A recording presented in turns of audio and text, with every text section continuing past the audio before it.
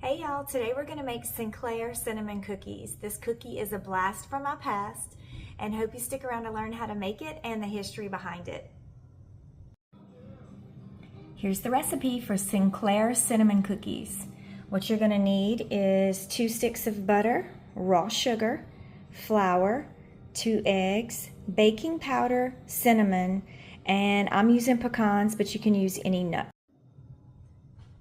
So we're going to first start off by putting 2 sticks of butter into our mixer. Make sure that they are room temperature, which would be like softened, and make sure that you use butter and not margarine. Alright, so this Cinclare story starts way back in 1855 when Cinclare was built. But after the Civil War, when people were purchasing land and stuff like that, a family bought the land and called it Marengo. Well, after the war, the sugar industry fell into hard times and sold to James Laws. So in 1878, we have the family that we know as the Laws family take over the now renamed Cinclare. And he named it Cinclare after one of his business partners. That was his first name. So that's where that came from. Now look, over time, the Cinclare became its own little town.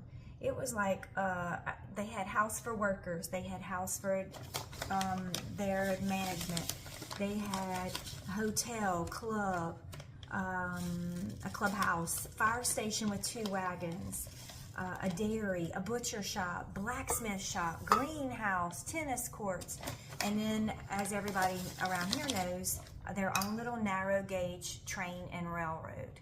So what makes me want to make these cookies is I know Mr. Harry Laws, and way back in the early 90s when I graduated from college, I ran into him at a gas station. He's like, "What you been doing?" And I was like, "I'm looking for a real job."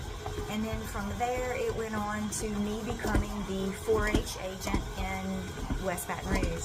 And so Mr. Harry and I go back pretty much my whole life. And he brought me my very first dairy calf when I was showing 4-H and taught me how to show animals, him and Mr. Miles Brazier.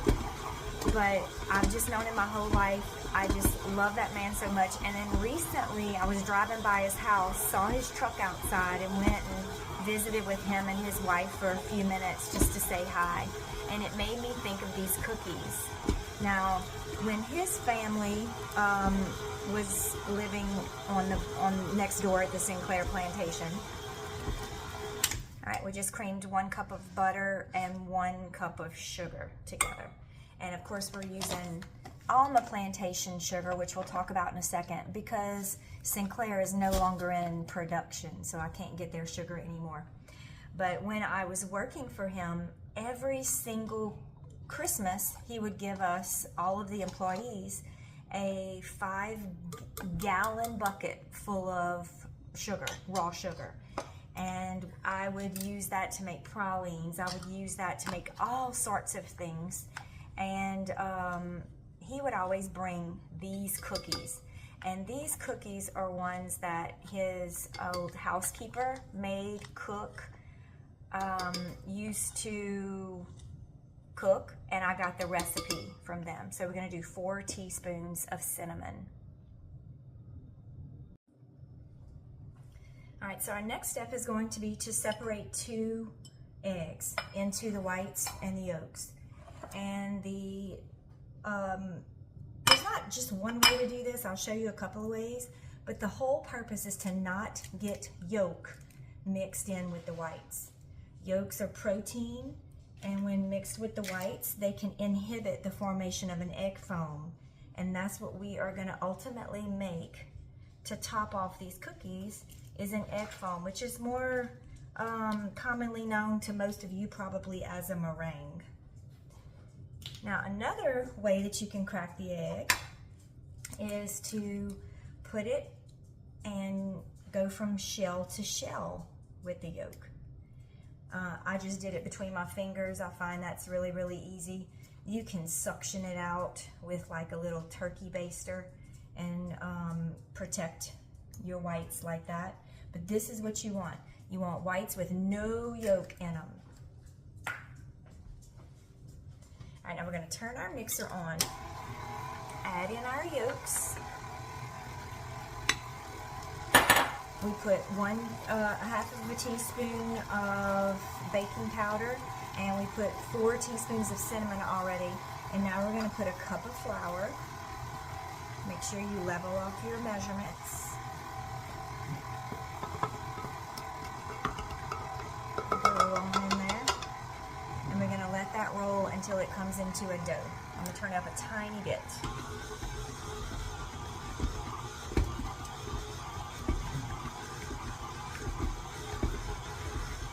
Now in 2005, when Cinclare closed down, I had already left that job and started school teaching.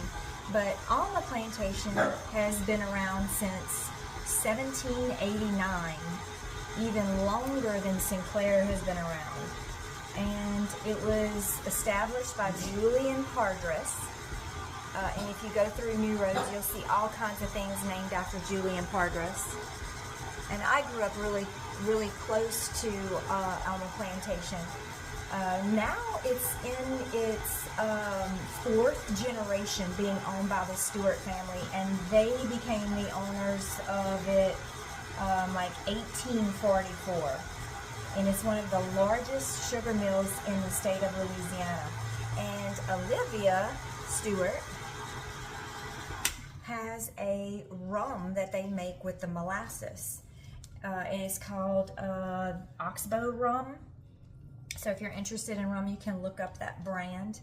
But just know that that's a local family that comes from there. And my dad went and got me this sugar yesterday. So you can walk into the little store and you can buy it by the gallon bag. It's probably about $8 for this one bag.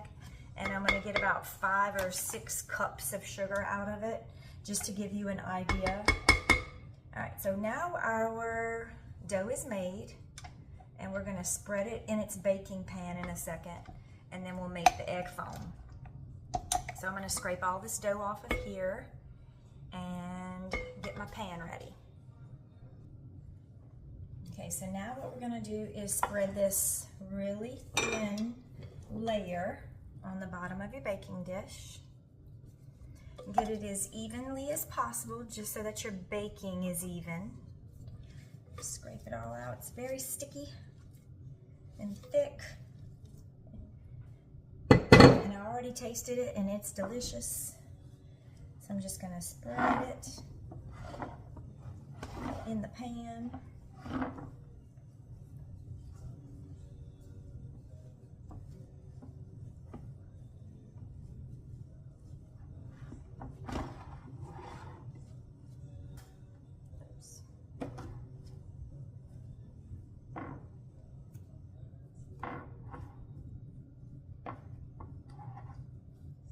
Now nowadays you can still go and get the quantity that I used to get, but it was nice. I feel like one year he even put a bow on the bucket, and that was cool to get that.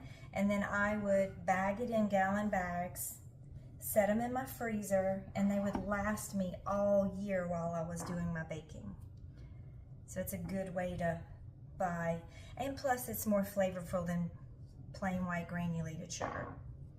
All right, so now we're going to make our egg foam. All right, we're going to add our 2 whites to the bowl.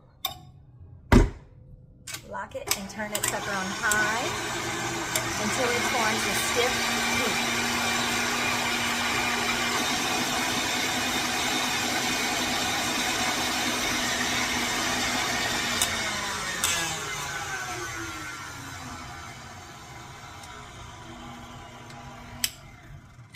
Alright, so this is how you know when it's ready. You see how all the foam is accumulated in the whisk attachment?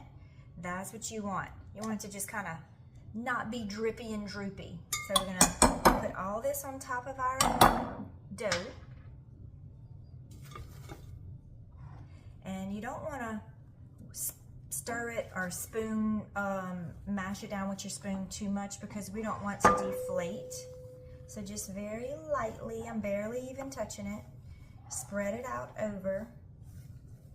And this is going to be more like a meringue, which is why we bake it so low for 40 minutes. A long time to bake what they call cookies. And I mean, she called these cookies, but they're more like a bar cookie. So when this cools off, we'll cut it into like little bars and you'll eat it like that. So bars is a type of cookie. And I don't know if she came up with this recipe, but he used to always rave about her baking these his entire childhood. And when he brought a batch to us, I was like, well, that is very interesting. It's delicious, but it's a different way of doing a cookie. And honestly, look, it didn't have very many ingredients in it, which is also pretty nice. Okay, now I'm gonna put my 1 cup of pecans, and these pecans came from my parents' house. My daddy slaved and picked up all these things, peeled them all. All right, I'm gonna go and I'm gonna put them in my little Ninja and chop them up. All right, and then what you're gonna do is just lightly sprinkle them across. You're gonna have so many pecans, you're gonna be able to cover the entire surface of the egg foam. So I'm just gonna make sure I am generous. And what's gonna happen is gonna make like a little praline crust. It's gonna be, the cookie is gonna firm up underneath. The meringue is gonna get a little bit firmer. You're gonna have the toasted pecan taste. And you made it all with raw sugar, which is so neat. All right, so now we're gonna put this into a 250-degree preheated oven for 40 minutes. And we're gonna just cook it low and slow for 40 minutes. All right, this is what it looks like when it's ready to take out. You want your edges sort of firm when you touch it, and your meringue is all crispy. It actually took like double the amount of time to bake. So I guess if I were to make this again soon, I would use a bigger pan so my cookies could be thinner and cook faster. So keep that in mind. Now we're gonna let them cool before we cut.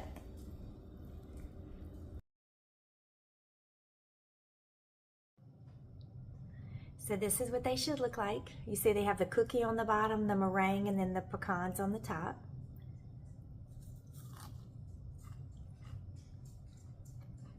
You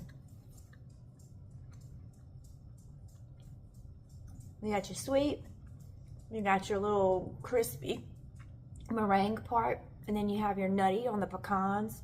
It's like all the things in one. It's really, really yummy. Buttery, so buttery. If you cook these